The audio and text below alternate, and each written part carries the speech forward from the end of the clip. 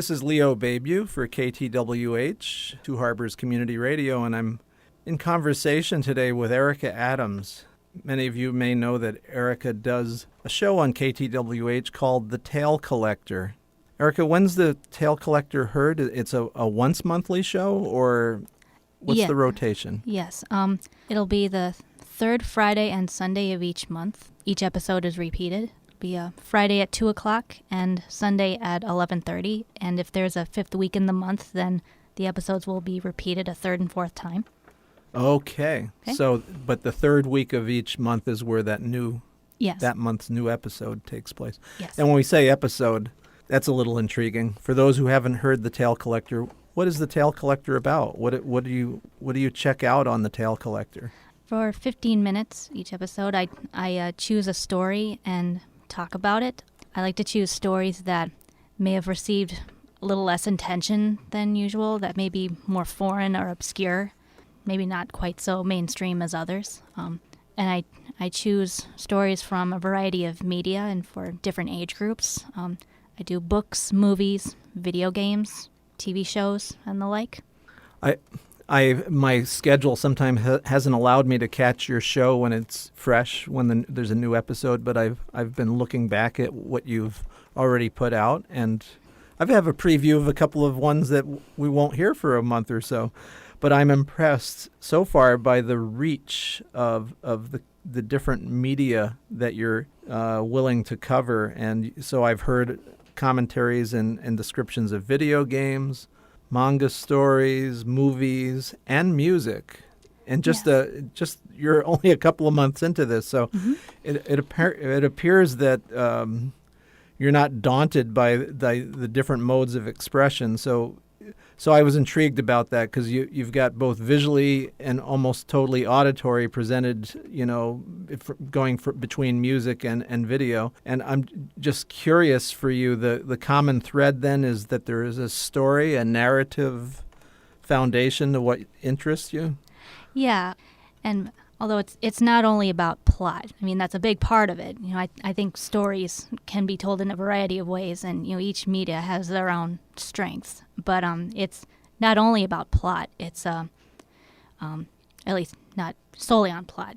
It has a lot to do for me with like the emotions, that invokes. Some of the imagery. So even though it's not like a 3-act structured narrative. Yes. Like that. It's, I guess, whatever sort of, imagery and emotion that, a person can take from it, if that makes sense. It does, and it intrigues me because a lot of people think that if something is a story, that means it is not a lot of other things. For instance, that it is not a poem. And yet music, which is in a large way lyrical and poetic, even if it's instrumental, it reminds people more of poetry necessarily than it does of long form narrative. But I think that these are the emotional thread that you spoke to is very important. I appreciate that. No, I appreciate that's what you see. So the theme is beyond plot. Yeah, and having heard you say what you just said, I say story, but I use the term story to, encompass, I guess, all the media together. So, and maybe story isn't always the right word because it has a very specific meaning. Back to what you said. So, yeah. But I've been intrigued because at first I thought you were going to be covering stories as narratives, and it would be largely talking about written and either manga, which if you could help define for me, because I'm a little new to this. It seems like it's a very sophisticated form of comic, for want of a better word.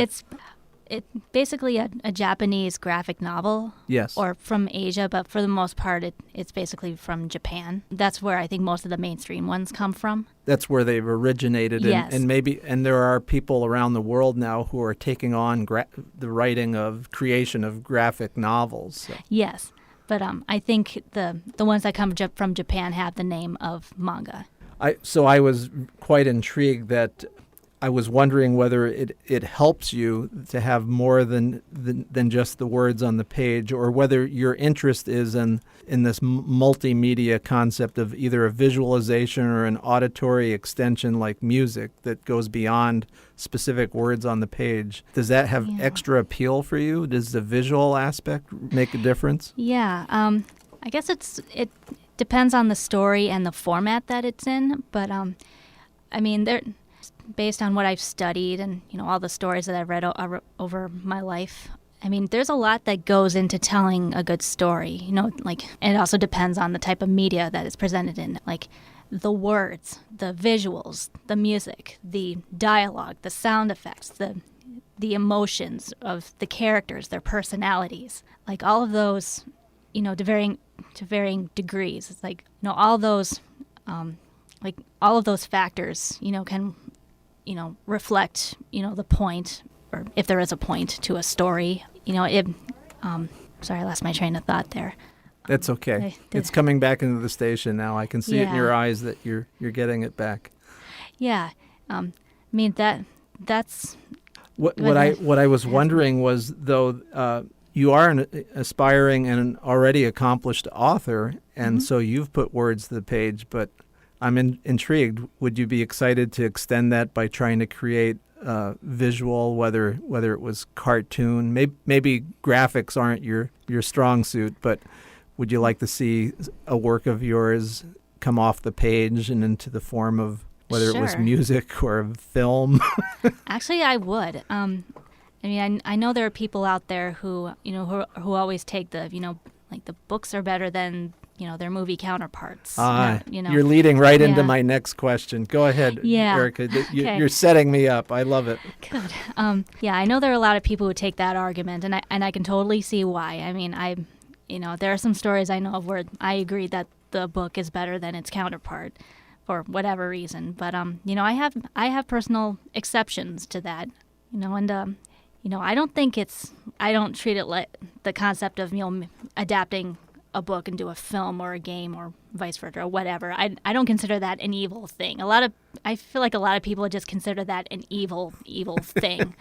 We're going to be more ambivalent on this show and not define things. We're going to say that there are tastes and preferences rather than evils and goods. Yeah, I didn't mean it that way. No, I just meant. I mean, I know how passionate we all get about our tastes and what we care about. Yeah, I mean, I try to keep myself open-minded. I mean, like I said, I can see why people say books are better than their movie counterparts, but at the same time, sometimes to actually see it on a screen, can be kind of a treat in and of itself, even if it does take some liberties from the original source material. Yeah, and that's the leading question that I asked that you were responding to there, was to kind of set me up to pose that thought to you, that we know it's challenging enough for an author to communicate with their diverse audiences, because they're not writing for the copycat people out there. There are people from dramatically different backgrounds and belief systems all reading the author's work, and they want to come to each reader wants to have their meaning of the story. And it always struck me that once you commit it to film or animation, that you're making choices that the author didn't necessarily have to make on how things look in this world that's being created, and it can leave some of the audience who are passionate about the author's work and how they interpreted the meaning, it can leave them behind because it doesn't look like what they imagined it would look like. Right. But I mean, for the most part, I would prefer, if there is a movie adaptation of a story out there, I would prefer personally to read the book before, just so I can, if nothing else, for the sake of being able to follow the movie, just in case they take anything out. But otherwise, I tend to kind of treat them separately. I mean, if I want to read the book, I'll read the book, and at least briefly I'll ignore the movie, and vice versa. I like to, if I enjoy them both for their depictions, I'll take them for what they are. You're listening to KTWH, the Cross Divides show, speaking with Erica Adams here, the Tale Collector on KTWH. It sounds like you're generous-spirited enough to surrender to that medium that you've chosen to be involved. If it's the book, I'm enjoying it as a book, and if it's the movie, I understand how movies work. I don't expect it to be a book on the screen, and you take it from there. Yeah, and it also depends on like our time period and the kinds of audiences that are out there at a given time. I mean, there are, phases and fads, for lack of a better word, out there of, like what people are enjoying in the media at a given time. Like when Harry Potter came out, everyone was into fantasy and magic in literature. And I'm not saying this as a bad thing by any means. That's just how it was. When Star Wars came out, everyone was into sci-fi, not Star Trek. I went off track. I'm saying like Star Wars are, like space fighting, aliens and that sort of thing. So, it also depends on, what's big in fiction at a given time. That may determine what people are creating, what stories are being written at a certain time. Yes, certainly there are trends in the writing world, but we especially recognize that when it comes to those big budget films, that there's kind of a tail chasing thing where you're going after the next big thing, and once something breaks, everybody wants to make their version of that. Yeah. And that kind of goes to, why I wanted to do this blog and show in the first place. I have nothing against the big franchises like Star Wars or like all the comic book-based movies or games like Call of Duty or something. I have nothing against them, even though I personally don't care for those types of stories myself. But what bothers me is that it's like their popularity is such that they've just kind of taken over, so to speak. It's like it's what people are focused on now. It's what gets the most airtime. Yeah, and in fact, it reduces the artistic choices out there for people that want to get a lot of exposure. You're kind of led to believe you have to create the next copycat model. Yeah. Yeah. But people are probably wondering, Erica, why I have you on the air with me today of all days, this week in mid-November. I think I'll just blurt out the reason, and that's that you are taking part on Saturday, November 21st, in the second ever, I believe, Duluth Public Library's Authors Day. Mm-hmm. I'm calling it a gala for want of a better thing, but it's just kind of an expo, isn't it? It's a gathering. Yeah. Could you describe what's going to happen and just tell us your thoughts on being included? This wasn't open to just anybody that walked in off the street, I suppose. Well, basically, it's a gathering where local authors, anyone who has published at least one book or more, they gather at the library. They get a table. They have copies of their books to sell, and people can visit with the authors, talk to them, buy their books, and get them autographed. And they can interact with each other. Have you already autographed books before in your life? Yes. Oh, good. So this won't be your first, but you'll know exactly where the signature goes. Mm-hmm. Front page. So what is the work that you're representing on Authors Day? Okay, I have it in my hand, but the listeners can't see it, so maybe you could tell us my novella, Allie's Adventure on the Wonder. Yeah, it's a piece I wrote back in 2013, 2014, around that time. It was I self-published it about a year ago or so, both as an ebook and as a printed book. It is a beautifully presented work. I see it runs shy of 65 pages. I can't actually tell how long the work itself is. You have some lovely endnotes and some acknowledgments. It's really well put together, Erica. Thank you. And there's a short essay at the end, so the story itself is a little shorter than what the pages depict. Okay. But we'll get into that in a bit. The essay is some real life basic information of why I wrote the story the way I did, and it relates to the how and why I wrote the story to begin with. Well, what is the story of Allie's Adventure on the Wonder? How did it come to be, and how do you view it? A couple of years later, what does it make you think? Yeah, in answering that, I should probably start way kind of in the past. I'll try not to ramble on, though. No, go ahead. I was diagnosed with a condition called auditory processing disorder when I was about 16 months old. It's a condition that affects the way the brain takes in information, more for the worse than anything. My parents thought I was deaf as an infant because I wasn't trying to form words or, I wasn't reacting to certain sounds. There were just certain milestones that I was missing. In terms of, for instance, speech development? Yeah. Yes. At the age of 2, I should have been, trying to form words or making verbal noises, and I apparently wasn't doing that. Yeah, and you have to take this secondhand because I don't know about you, but my memories before the age of 4 or 5 are pretty light, pretty sketchy.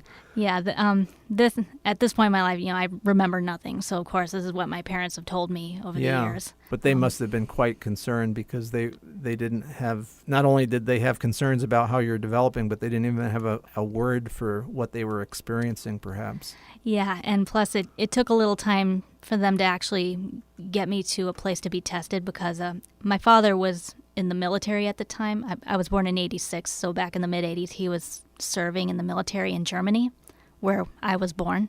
Right. I was born in Helmstedt. Okay. And my mom traveled with him at the time. So, we had to, get back to America and, find a hospital to find someone to have me tested. And so many people probably haven't even heard the 3 words auditory processing disorder in that order. They're wondering, okay, so things are said or sounds are made auditory, and from there they're trying to understand what you may or may not have experienced and how it changed the way you grew up and learned. You want to just give us a kind of a brief rundown over the challenges and successes? Just based on the research I did later in my life, it's kind of an umbrella term for a lot of, more specific disorders, and it affects people at different ages, and I think it even affects both the sexes in different ways.